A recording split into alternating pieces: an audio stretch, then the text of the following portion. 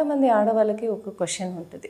Like pregnant ఉమెన్కి term వచ్చేటప్పటికి ఏది ట్రూ పెయిన్స్ ఏది ఫాల్స్ పెయిన్స్ అనేది తెలియక కొంచెం కన్ఫ్యూజన్ స్టేట్లో ఉంటారు.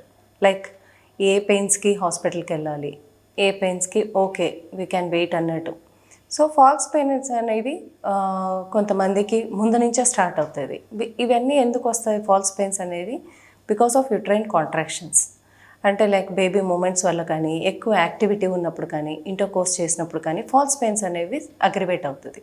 సో అవి రావడంతో whether we have to go to హాస్పిటలా లేదా అనేది ఫస్ట్ తెలుసుకోవాలి. ఏ టైంలో వెళ్ళాలి.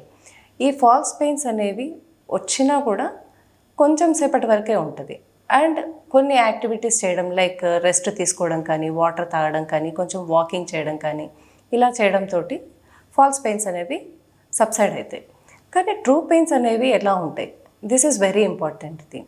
ట్రూ పెయిన్స్ అనేవి స్టార్ట్ అయిన తర్వాత ఎప్పుడు హాస్పిటల్కి వెళ్ళాలి, ట్రూ పెయిన్స్ని ఎట్లా ఐడెంటిఫై చేస్తాము?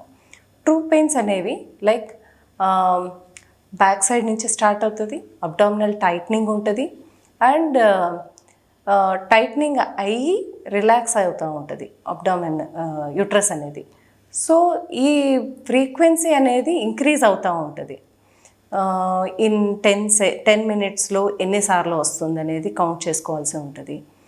10 మినిట్స్లో ఒకవేళ 2 to 3 కాంట్రాక్షన్స్ అంటే 2 times to 3 times uterine contract అయ్యి రిలాక్స్ అవుతుంది. అండ్ అది కూడా ఎంతసేపు ఉంటుంది?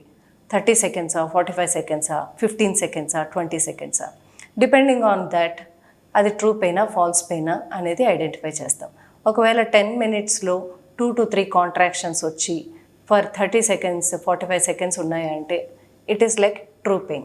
సో ఆ టైంలో హాస్పిటల్కి రావడానికి రెడీగా ఉండాల్సి ఉంటుంది.